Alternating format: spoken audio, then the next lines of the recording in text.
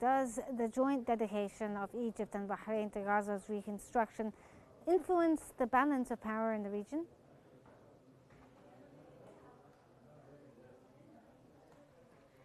Thank you for having me on QNews.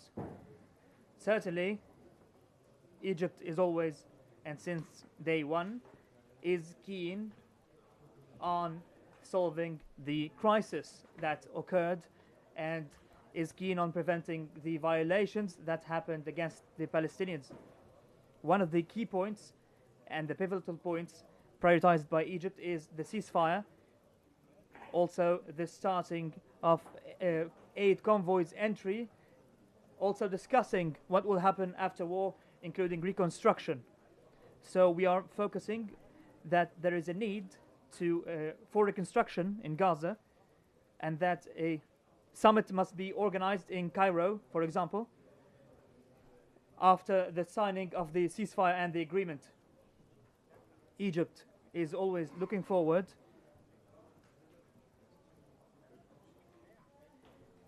a consensus from the international community through many calls and diplomatic efforts with the leaders of other nations and with officials on the international theater, with their Egyptian counterparts, and issued statements that all target and aim to promote the stopping that aim the stopping the ceasefire and the entry of aid convoys in Gaza. And we want peace and tranquility to once again be promoted in Gaza instead of this calamity.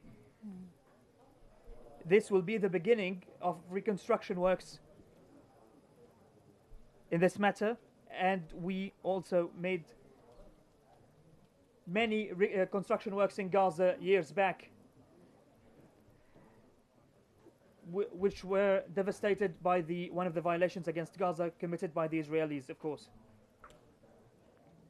Okay, sir, well, how far can the cooperative relationship between Egypt and Bahrain exemplify some sort of unity among Arab nations? Certainly, the cooperation and the meeting, as you saw today, with the Crown Prince of Bahrain, or the leader of Bahrain, we saw a great care and bilateral fruitful relations between the two countries who share the same vision between Egypt and Bahrain. Also, the Gulf area as a whole share the same vision with Egypt in regard to stopping the violations against the Palestinians and the need for the Gaza Strip to be reconstructed. You saw what the Crown Prince of Saudi Arabia said when President Abdel Fattah al-Sisi met him, then the Crown Prince of Bahrain, the Prime Minister of Qatar, then today the Crown Prince of Bahrain. The relation between the King of Bahrain and Egypt have been quite fruitful over the past decades. These bilateral relations saw lots of agreement in regard to shared visions between the leaders of the two countries. Also efforts to raise the Bahraini investments in Egypt, in addition to shared trade between the two countries. These were among the agreements that were signed today. Investments amounting up to 500 million USD have been signed today between the two countries. This means that there is a development in the bilateral relations in terms of trade and economy between the two countries, who look forward for their relation to become more fruitful.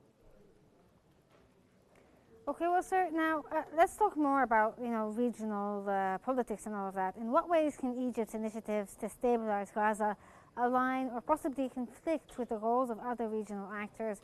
Also, what does Egypt's mediation efforts in Gaza reveal about aspirations for regional leadership?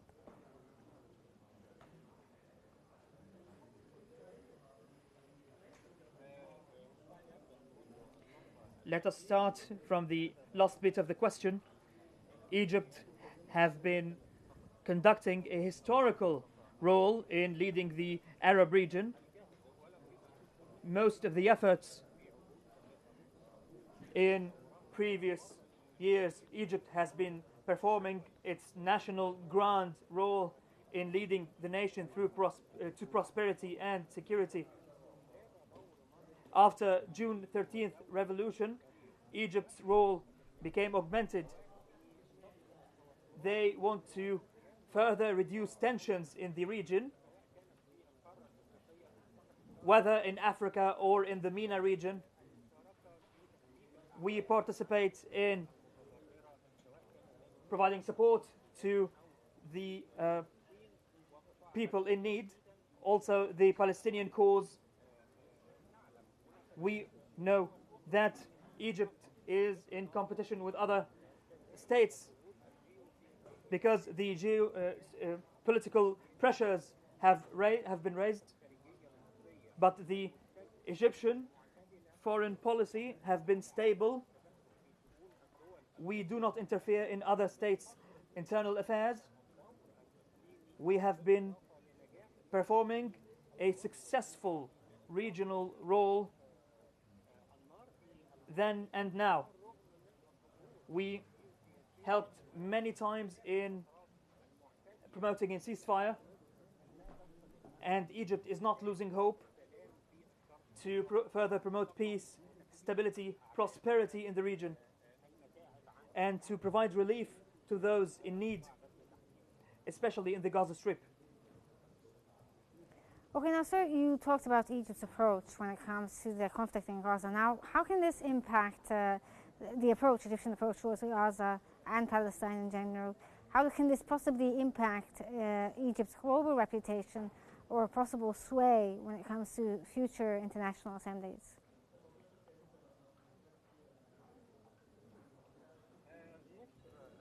Egypt is always keen to have a great role.